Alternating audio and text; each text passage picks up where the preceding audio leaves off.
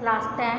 बच्चों, आज मैं आपको आपके गद्य में आपका जो जयप्रकाश भारती द्वारा रचित पानी में चंदा और चांद पर आदमी, इसका मैं आपको जो चैप्टर है वो मैं आपको समझाऊंगी।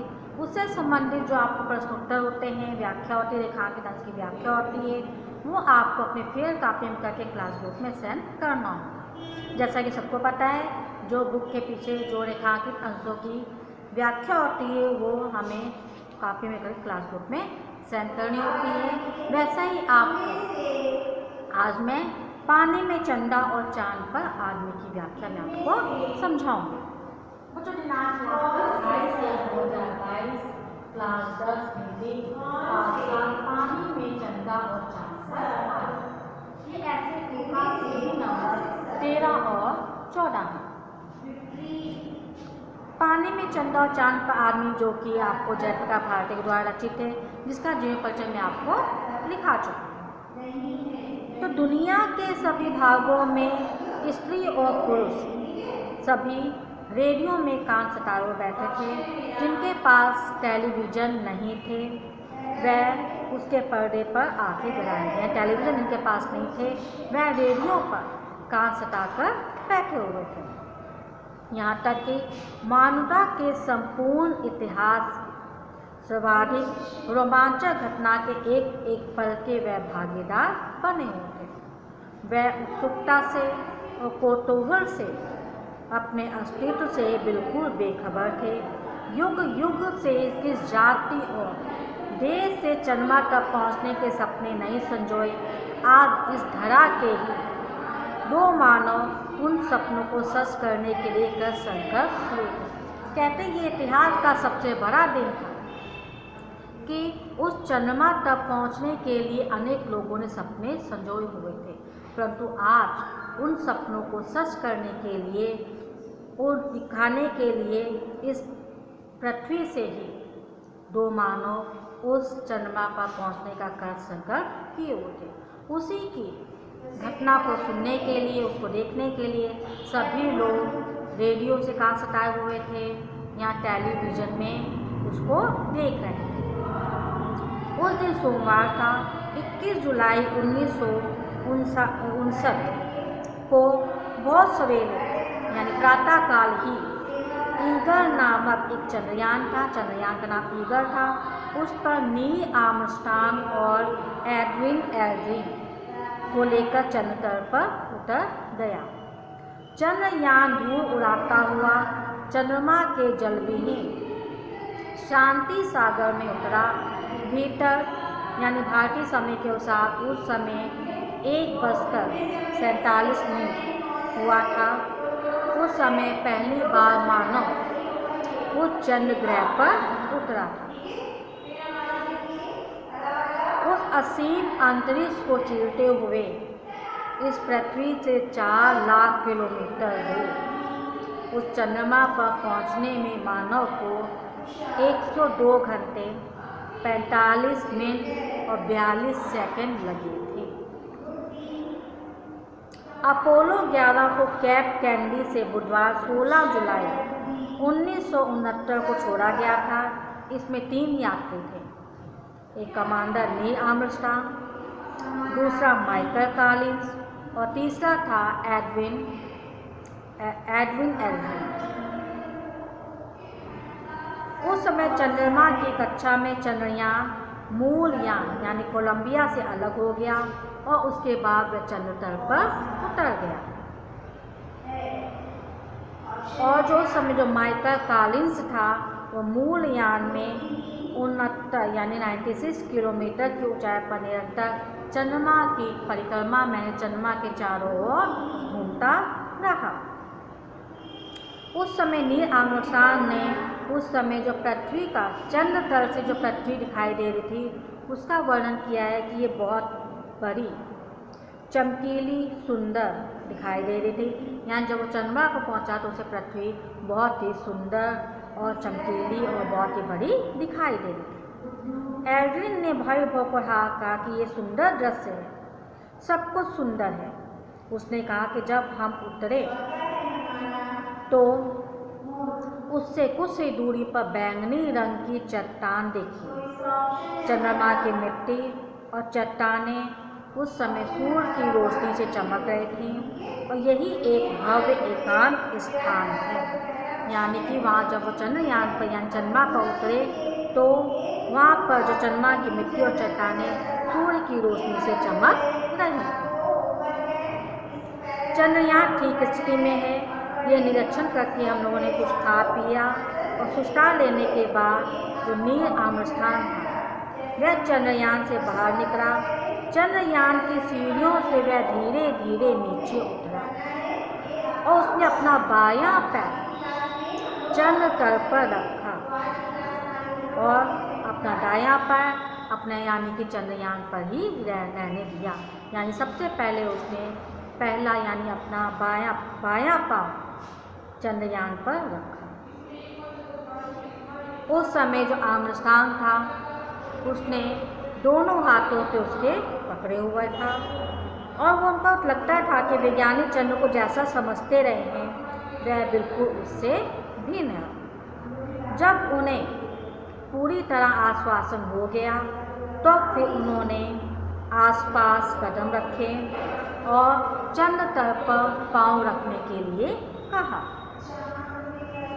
यद्यपि ये मानव का छोटा सा कदम था लेकिन मानवता के लिए वे एक बहुत ही बड़ी ऊंची छलांग थी।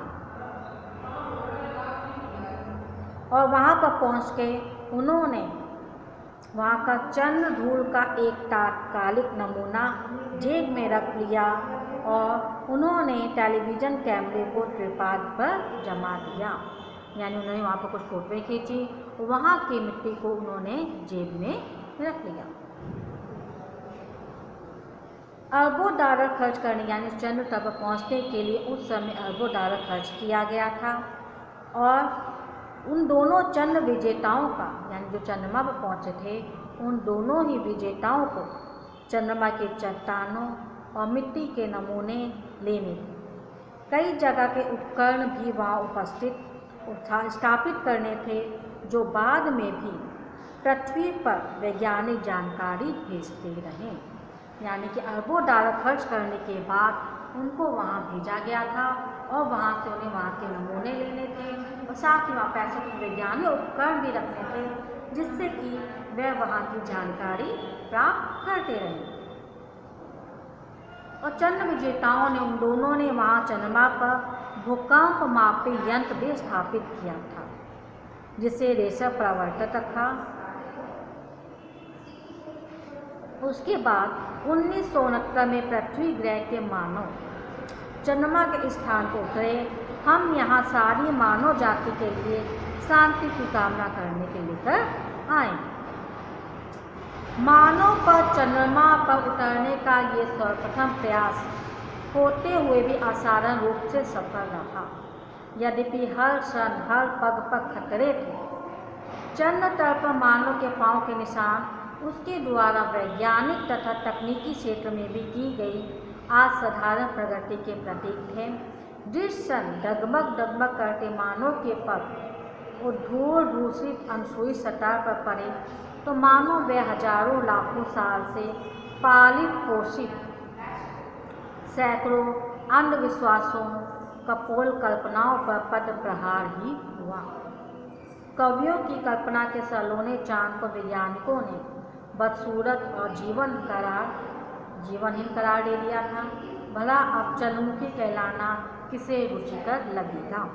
यानी कि पंक्तियों में लेखक कहता है कि मनुष्य ने जब चांद को देखा वह उसके बारे में मन में अनेक प्रकार की विभिन्न प्रकार की कल्पनाएं करता था।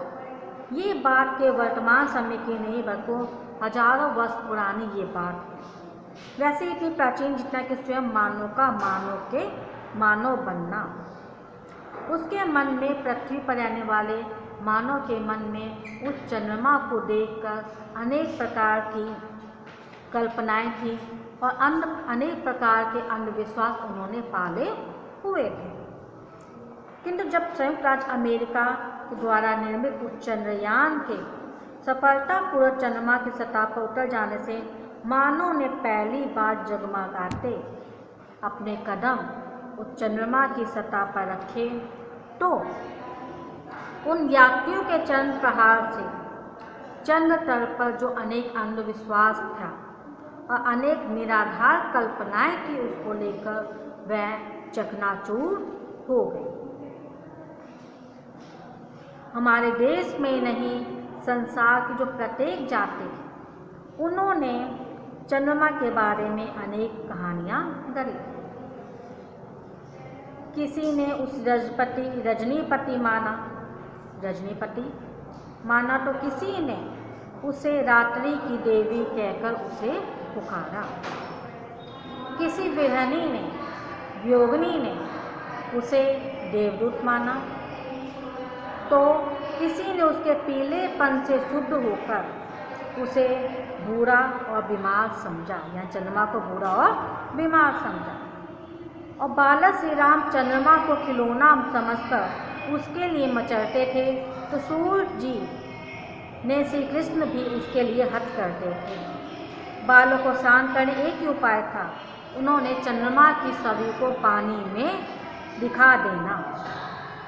मानव की प्रगति का चक्र कितना घूम गया। इस लंबी विकास यात्रा को श्रीमती महादेवी वर्मा ने एक ही वाक्य में बांध दिया था। पहले पानी में चंदा को उतारा जाता था और आज चांद पर मानव को पहुंचा गया। यानी कि उस चंद्रमा को लेकर लोगों में अनेक प्रकार की भ्रांतियाँ थी। कोई कहता था कि उस चंद्रमा के पीलेपन को देखकर उसे बुरा बीमार समझता था, कोई उसे रजनीपति मानता था, कोई वियोगिनी उसे अपना दूत मानकर अपने प्रिय के पास संदेश पहुंचाती थी और कोई उसे रात्रि की देवी कहकर उसे पुकारता। यहाँ तक कि श्री कृष्ण जी ने भी जब उस चंद्रमा रूपी को खिलौना मानकर उसे प्राप्त करने के लिए कहा तो उनकी माता यशोदा ने थाली में पानी रखकर उसमें चंद्रमा को दिखा दिया और जिससे कि वह श्री कृष्ण जी को संतुष्ट कर पाए। उसी प्रकार महादेवी वर्मा जी ने भी बताया है, एक वाक्य में बांधा है कि पहले पानी में चंदा को उतारा गया था, उसके बाद चंद्रमा पर मानव को पहुंचाया गया। बच्चों ये थी आपकी व्याख्या, जिसकी मैं पिक भेजूँगी, जिसकी व्याख्या आपको क्लासरूम में करके दिखानी है। इसके अलावा उसके बाद इसके आगे की व्याख्या मैं कल आपको समझाऊंगी और कोई समस्या हो तो आप उससे पूछ सकते हैं। आज मैं आपको दो व्याख्याएं आपको भेजूंगी, उससे संबंधित प्रश्नोत्तर भी आपको करके फिर कॉपी में सेंड करेंगे। नमस्कार।